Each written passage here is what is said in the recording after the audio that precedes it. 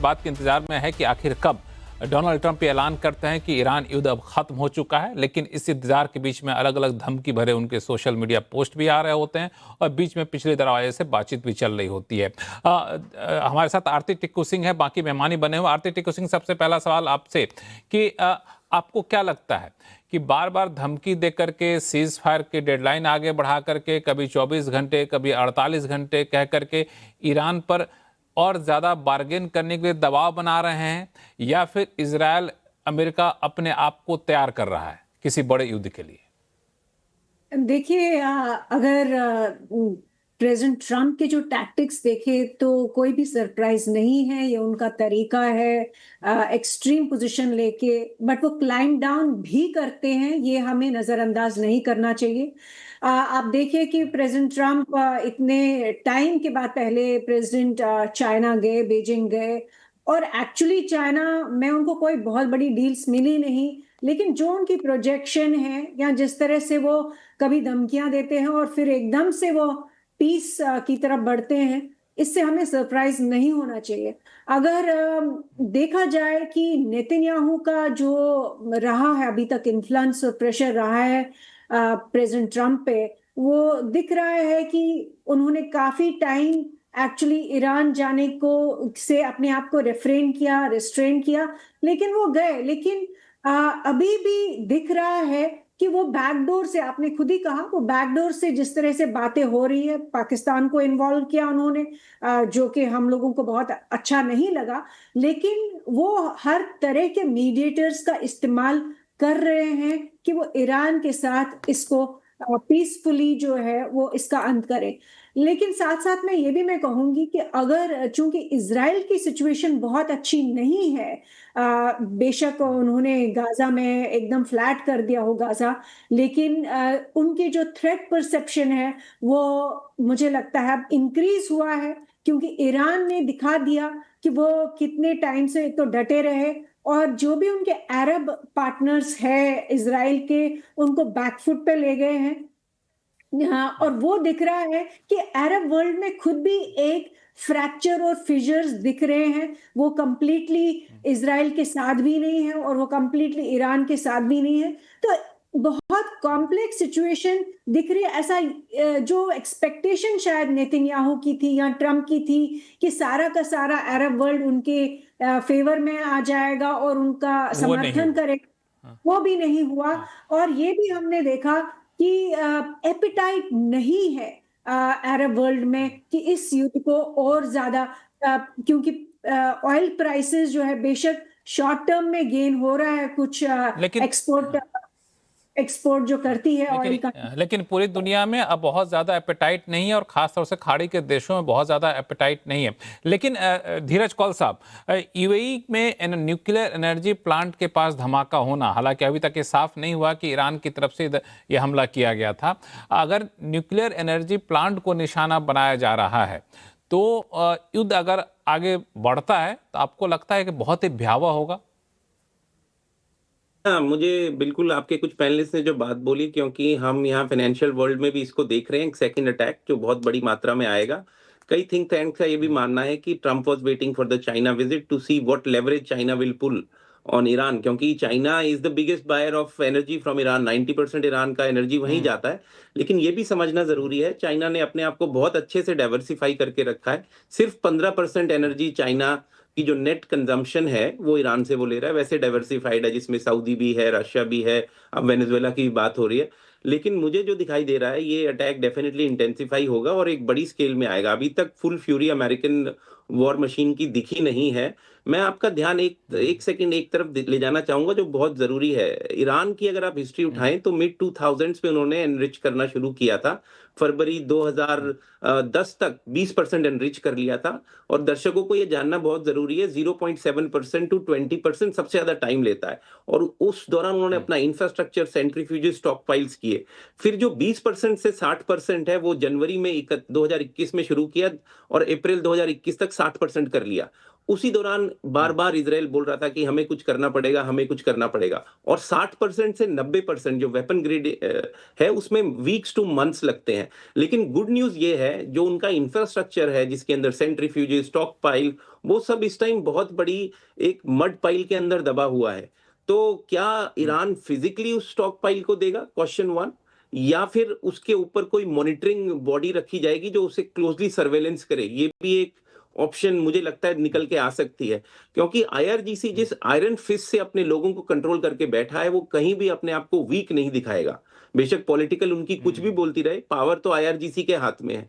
तो कहीं ना कहीं ये एक स्टेलमेट काइंड ऑफ सिचुएशन फंस रही है।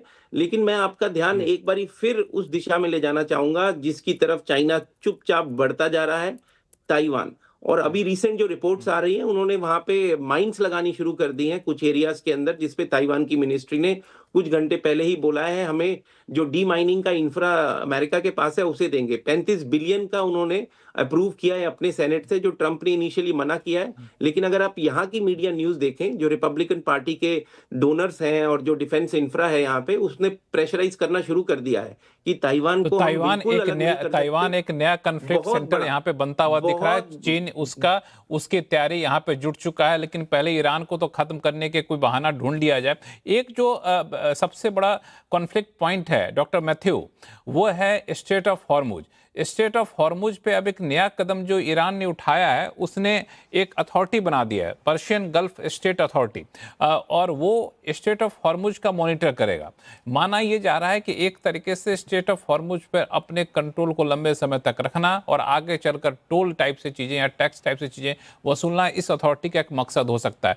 इंश्योरेंस देने की बात की थी ईरान ने कि वहां से जो जहाज गुजरेंगे, शिप गुजरेंगे, तो इंश्योरेंस भी हम मुहैया कराएंगे। ये सारी चीजें क्या इशारा कर रहा है? स्टेट ऑफ हॉर्मुज पर से पूरी तरह से अपना कंट्रोल अब ईरान नहीं हटाएगा, जिस पर बार बार यूएस दबाव डाल रहा है। डॉक्टर मैथ्यू,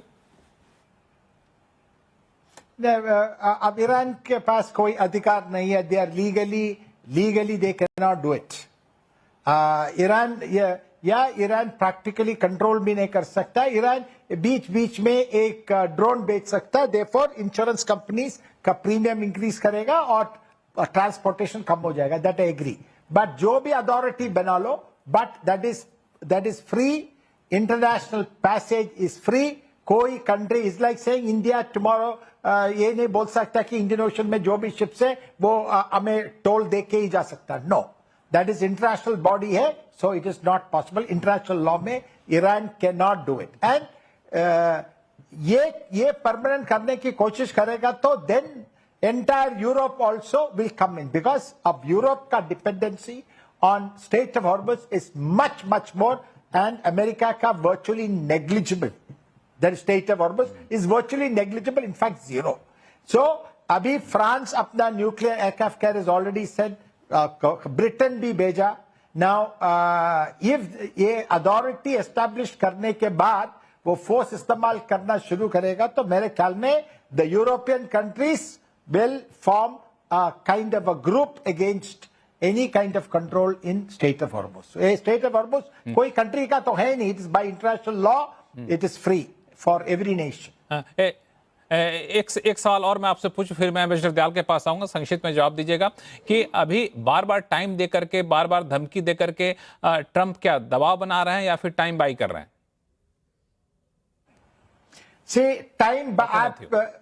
टाइम यू से बाई और not.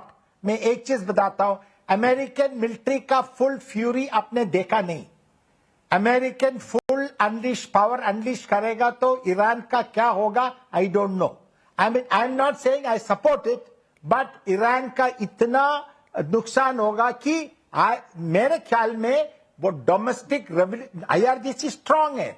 1 lakh, I think it's about 1,80,000 complete small society, small cells में है। उनका ताकत बहुत स्ट्रांग है। बट जब पीपल अपराइज करेगा तो आईआरजीसी एक साइड में हो जाएगा। मेरे ख्याल में American next stage of attack बहुत फ्यूरियस होगा, अमेरिका का नेक्स्ट होगा।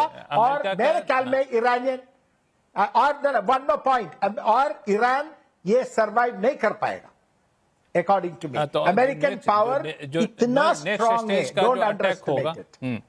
मिस्टर दयाल, जो नेक्स्ट स्टेज का अटैक होगा वो बहुत बड़ा होगा और इसको ईरानियन पावर सस्टेन नहीं कर पाएगा, बर्दाश्त नहीं कर पाएगा। इसी की तैयारी चल रही है क्या, या फिर ये सारी बातें कह के ट्रंप दबाव बनाकर किस तरह समझौता कर लेना चाहते हैं? नहीं, देखिए, ट्रंप साहब ने पूरी कोशिश कर ली समझौता करने की, लेकिन उसमें कोई ज्यादा उनको फायदा नहीं हो रहा है, बिकॉज डेडलॉक सिचुएशन है। थॉमस मैथ्यू साहब ने ये बिल्कुल सही कहा कि ये स्ट्रेट ऑफ हॉर्मुज को बंद करना इलीगल है, इट्स अगेंस्ट इंटरनेशनल लॉ। लेकिन देखिए, इंटरनेशनल रूल्स एंड रेगुलेशंस तो गार्बेज में चले गए हैं। क्या कि एक कंट्री को अधिकार है दूसरी कंट्री पे अटैक करना? जो अमेरिकन अटैक है ईरान पे, वो भी अगेंस्ट इंटरनेशनल लॉ है, यूएन की अप्रूवल नहीं है। तो दोनों साइड्स टोटली ऐसा काम कर रहे हैं which is against the international rules and regulation. अब बेसिक क्वेश्चन फिर वही उठता है जो आपने इस डिबेट का मुख्य शीर्षक बना है कि कितना खींच सकता है ईरान। जिस तरह से अभी लड़ाई चल रही, खींच सकता है। अब देखिए, आप लोगों में से पता नहीं कितने लोग ईरान गए हैं, मैं 3 साल वहां रहा हूं। जनता की कोई नहीं सुनी जा रही, जनता की कोई आवाज नहीं। और अगर जनता पे जुल्म हो रहे हैं तो होते रहे। वहां पर जो रूलिंग क्लास है, रूलिंग एलीट है, वो बैक्ड बाय आईआरजीसी है, उसी की चलती है। और अगर जनता पे इन्फ्लेशन है, 100% बढ़ गए कॉस्ट फूड के वगैरह, तो उसकी वहां पर जो रूलिंग रिजीम को कोई फिक्र नहीं है। तो इस तरह से कोई फिक्र नहीं, ये सबसे बड़ी बात है। हाँ, ये सर, इसी वजह से ये जो लड़ाई लंबी चलेगी, लेकिन समय कम है, इस वजह से मैं आपको बीच में रोकना चाह रहा हूं सर। समय बिल्कुल शो का खत्म हो चुका है, हम आगे बढ़ नहीं सकते हैं।